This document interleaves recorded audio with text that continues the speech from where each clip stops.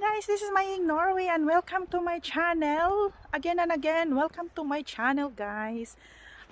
For today guys, our video is to share the Winterland in Norway. Winterland in Norway.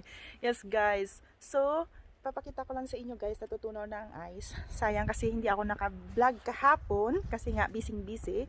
So ngayon ipapakita ko lang sa inyo, tunaw na guys. So keep watching.